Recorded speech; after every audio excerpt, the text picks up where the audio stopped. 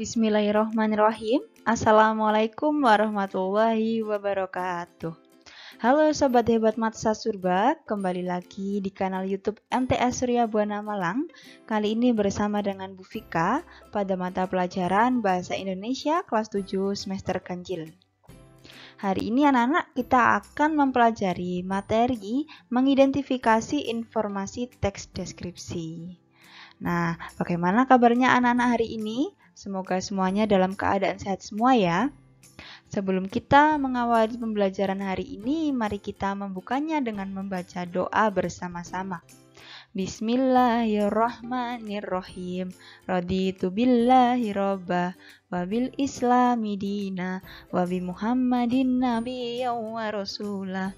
Rabbi zidni ilma warzuqni fahma waj'alni min ibadikas sholihin. Amin. Kompetensi dasar materi kita hari ini yakni mengidentifikasi informasi dalam teks deskripsi tentang objek, yakni sekolah, tempat wisata, tempat bersejarah, dan atau suasana pentas seni daerah yang dibaca dan didengar. Dari kompetensi dasar tadi, tujuan pembelajaran kita yakni siswa mampu menentukan ciri umum teks deskripsi dari segi isi, tujuan, dan objek yang dideskripsikan pada teks yang dibaca atau didengar. Siswa mampu menentukan ciri teks deskripsi dari aspek kebahasaan pada teks yang dibaca atau didengar. Kemudian siswa mampu menentukan jenis teks deskripsi pada teks yang dibaca atau didengar. Nah, selanjutnya kita akan membahas apa pengertian teks deskripsi. Jadi, teks deskripsi adalah teks yang berisi tentang penggambaran suatu objek, tempat, atau peristiwa tertentu secara apa yang dilihat, didengar, dan dirasakan kepada pembaca secara jelas dan terperinci, sehingga pembaca seolah-olah melihat dan merasakan sendiri apa yang dideskripsikan oleh penulis. Selanjutnya, Bu Vika akan menjelaskan mengenai jenis-jenis teks deskripsi. Jadi, secara umum jenis teks deskripsi itu dibagi menjadi 3, yakni spasial, objektif, dan subjektif. Nah, teks deskripsi yang pertama yakni teks deskripsi spasial, yang mana ini menggambarkan keadaan detail ruangan, mungkin bisa dari bentuknya, ukuran, warna, bersih, kotor, dan lain sebagainya, sesuai dengan keadaan ruangan secara detail. Kemudian juga bisa berdasarkan imajinasi si penulis, jadi bisa dikembangkan ya sesuai dengan imajinasi penulis terhadap keadaan detail ruangan. Nah, kemudian selanjutnya ada teks deskripsi objektif, yang mana di sini menggambarkan sesuatu hal dengan secara apa adanya ya, sesuai data dan fakta. Kemudian pada teks deskripsi objektif ini tidak ada opini karena memang sesuai fakta yang ada. Jadi seperti keadaan yang sebenarnya. Kemudian selanjutnya yang ketiga ada jenis teks deskripsi subjektif. Ini menggambarkan suatu hal sesuai dengan pandangan atau opini atau penilaian penulis berdasarkan yang dilihat dan dirasa. Jadi penilaian penulis secara pribadi ya kalau yang teks deskripsi subjektif ini. Nah, di sini kita langsung ke contoh teks deskripsi spasial supaya bisa lebih mudah untuk memahami ya. Tadi teks deskripsi spasial itu adalah menggambarkan keadaan detail ruangan. Nah, di sini contohnya adalah penggambaran tentang rumah tua. Di sini digambarkan bahwa rumah tua itu terlihat sangat menyeramkan. Jadi keadaannya itu sangat menyeramkan. Mengapa dikatakan sangat menyeramkan? Di sini dijelaskan bahwa warna catnya yang semula putih bersih kini berubah menjadi putih kusam. Jadi terdapat perubahan warna yang mendukung bahwa rumah itu menjadi terlihat menyeramkan. Kemudian terdapat pot-pot yang bergelantungan di pagar lantai 2 juga tidak terawat. Kemudian kusam dan tanamannya juga sudah mengering. Nah, karena tidak terawat, kusam, dan sudah mengering, seolah-olah kan tidak ada orang yang menghuni ya. Kemudian selanjutnya ketika masuk ke dalamnya tampaklah pemandangan yang membuat kulit merinding. Terdapat jaring laba-laba hampir memenuhi isi ruangan, disertai laba-laba yang merayap-rayap. Itu menunjukkan bahwa rumah itu seperti tidak pernah dibersihkan ya, karena sampai jaring laba-laba hampir memenuhi isi ruangan. Kemudian, foto-foto yang menempel di dinding ruang tamu sudah tampak samar karena tertutup debu. Nah, itu adalah penggambaran tentang rumah tua yang mana ini termasuk teks deskripsi spasial.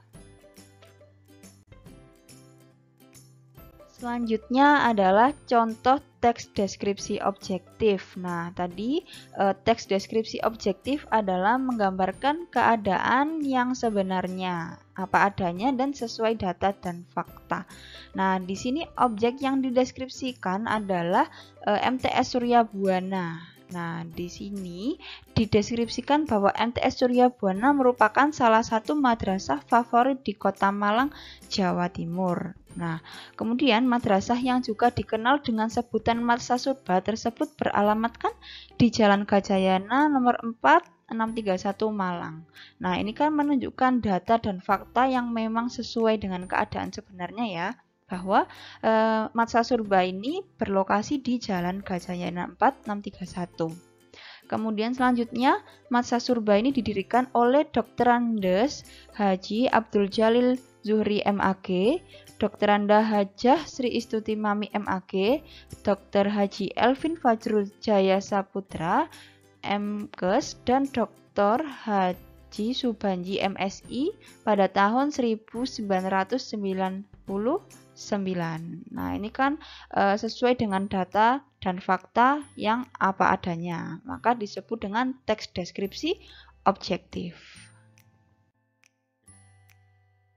Kemudian selanjutnya berikut ini contoh teks deskripsi subjektif yang mana penulis menggambarkan suatu hal sesuai dengan opini atau penilaian pribadinya ya. Nah, di sini objek yang dideskripsikan adalah Bapak Ahmad Riyadi. Nah, di sini dideskripsikan bahwa Bapak Ahmad Riyadi merupakan kepala sekolah di Madrasah Sanawiyah Surya Buana Kota Malang yang meneruskan perjuangan almarhum Abah Jalil Zuhri. Kemudian beliau ini mengarah pada Bapak Ahmad Riyadi ya, Nana ya. Beliau adalah sosok yang kreatif dan inovatif. Nah, di sini ada pandangan penulis bahwa menurut penulis Bapak Ahmad Riyadi adalah sosok yang kreatif dan inovatif. Kemudian di sini juga digambarkan bahwa para guru selalu beliau beri arahan untuk mengembangkan metode guru dan media dalam pembelajaran sehingga membuat peserta didik mudah memahami materi dan nyaman dalam belajar. Nah, di sini menurut penulis strategi Bapak Ahmad Riyadi ini dalam mengembangkan metode guru dan media itu bisa membuat peserta didik mudah memahami materi dan nyaman dalam pembelajaran. Nah, kemudian tidak heran jika madrasah yang beliau pimpin mendapatkan predikat A dan menjadi salah satu madrasah favorit di Kota Malang. Ini contoh teks deskripsi subjektif sesuai dengan opini penulis.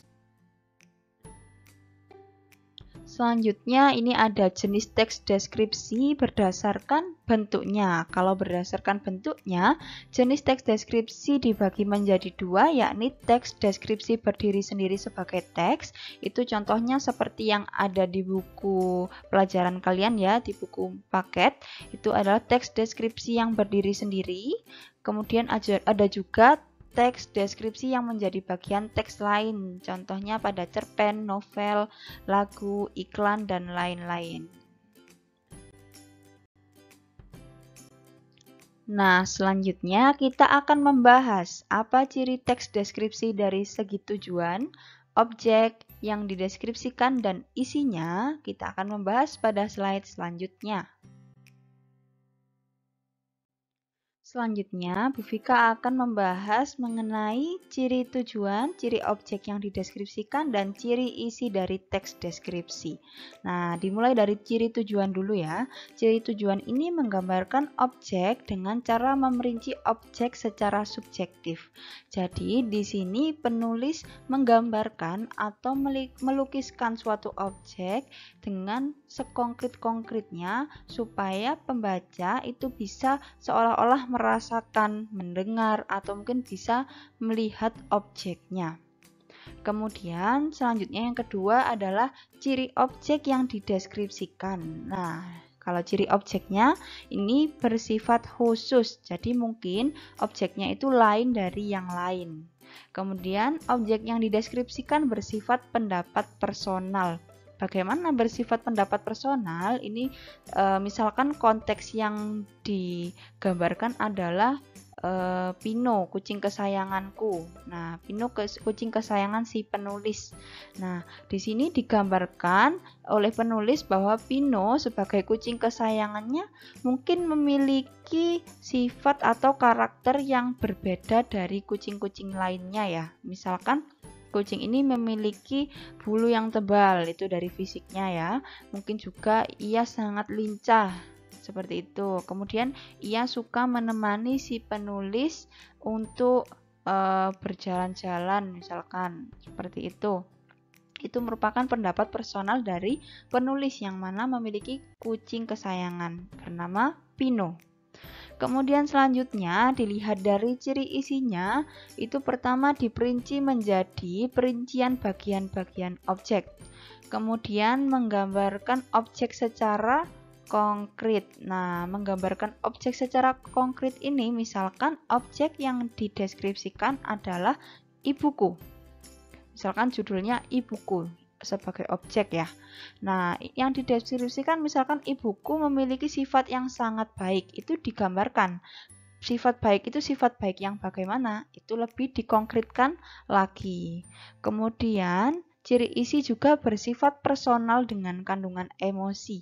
Nah, ini biasanya digunakan kata-kata yang mengandung emosi. Contohnya, ombak menggempur daratan. Kemudian ada contoh lagi, ibuku tangguh, itu kan memiliki kandungan emosi pada kata-katanya. Selanjutnya, kita akan belajar tentang apa ciri teks deskripsi dari segi penggunaan bahasanya, akan kita pelajari pada slide selanjutnya. Nah, berikut ini ciri penggunaan bahasa pada teks deskripsi. Yang pertama ialah menggunakan kata khusus untuk mengkonkretkan objek. Nah, ini contohnya warna. Warna ini dikonkretkan lagi lebih khusus menjadi merah, kuning, hijau misalkan. Mungkin ungu, mungkin juga biru, seperti itu. Jadi, warna ini kan kata umum ya, jadi lebih dikhususkan lagi penjenisan warnanya. Kemudian selanjutnya ada kalimat rincian. Ini juga untuk mengonkretkan. Contohnya, ibuku orang yang sangat baik. Nah, di sini yang sangat baik ini dikonkretkan lagi, dirinci lagi bagaimana baiknya. Dia berusaha menolong semua orang. Dia ramah dan tutur katanya lembut. Nah, sifat baik ini dirinci lagi. Baiknya itu karena ibunya ini menolong semua orang. Kemudian di sini juga dirinci lagi bahwa ibunya ramah dan tutur katanya lembut. Nah, seperti itu. Selanjutnya digunakan kata sinonim dengan emosi kuat. Sinonim ini adalah persamaan kata. Nah, di sini contohnya ada kata indah. Nah, kata indah ini memiliki sinonim atau persamaan kata dengan kata elok, permai, molek, mengagumkan, memukau, menakjubkan, yang mana sinonim ini bisa membuat tulisan itu memiliki emosi yang lebih kuat. Seperti itu. Kemudian selanjutnya terdapat juga majas atau gaya bahasa. Contohnya, pasir pantai lembut seperti bedak bayi. Nah, ini termasuk majas perbandingan karena menggambarkan bahwa pasir pantai itu lembutnya seperti bedak bayi ya, pengibaratan. Kemudian selanjutnya juga ada contoh majas angin pantai dengan lembut mengelus wajah kita. Itu termasuk majas.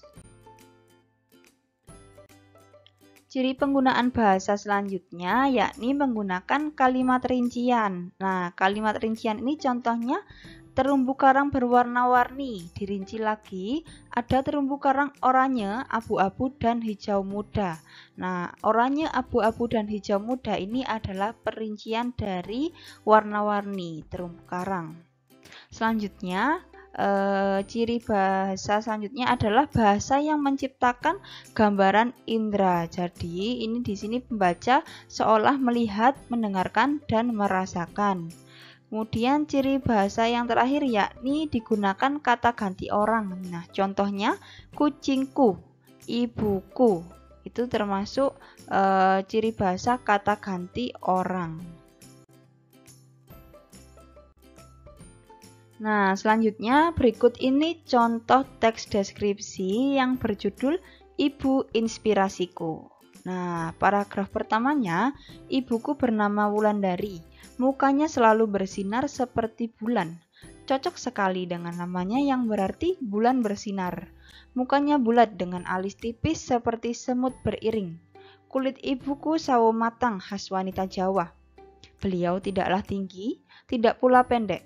Rambutnya hitam bergelombang, sampai usia 56 tahun, kulihat rambutnya masih legam tanpa semir. Pandangan matanya yang kuat kini sudah mulai sayu termakan usia, namun mata hatinya tetap kuat bagaikan baja. Nah, di sini pada paragraf pertama menggambarkan keadaan fisik ibu si penulis secara detail.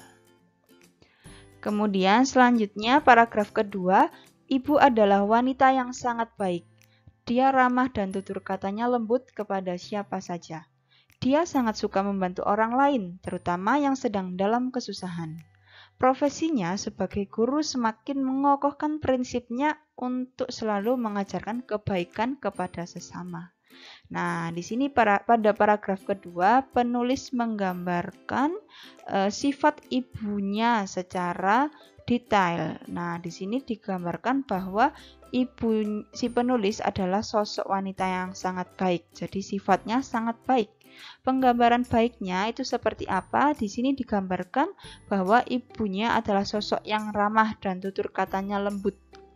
Kemudian ibunya juga digambarkan suka membantu orang lain yang sedang kesusahan. Kemudian terakhir, pada paragraf ketiga, meskipun sudah berumur, ibuku masih menuntut ilmu. Ibuku melanjutkan ke jenjang S2, padahal harusnya dia sudah tidak disibukkan oleh tugas kuliah. Tetapi ia sangat menikmati sekolahnya. Sambil bernyanyi kecil, dia mengerjakan tugas dan belajar terus sepanjang hayat. Itulah semboyannya. Nah, ini adalah contoh teks deskripsi anak-anak. Nah, anak-anak, tadi Bu Vika sudah menjelaskan materi tentang teks deskripsi, baik dari pengertiannya, kemudian ciri isi, objek, tujuan, dan juga ciri penggunaan bahasanya. Nah, sekarang tugasnya kalian silakan membuka link Google Form yang terdapat pada saluran Microsoft Teams dan silakan kalian kerjakan dengan mengisi identitas kalian terlebih dahulu dan menjawab soal-soal pilihan ganda dengan cermat dan teliti. Silakan dikumpulkan tepat waktu. Selamat mengerjakan. Alhamdulillahirrabbilalamin, kita hari ini telah belajar tentang materi teks deskripsi anak-anak ya. Mari kita tutup pembelajaran hari ini dengan membaca surat Al-Asr dan doa kafaratul majlis bersama-sama. Semoga apa yang kita pelajari hari ini bisa bermanfaat untuk kita semua. Bismillahirrahmanirrahim.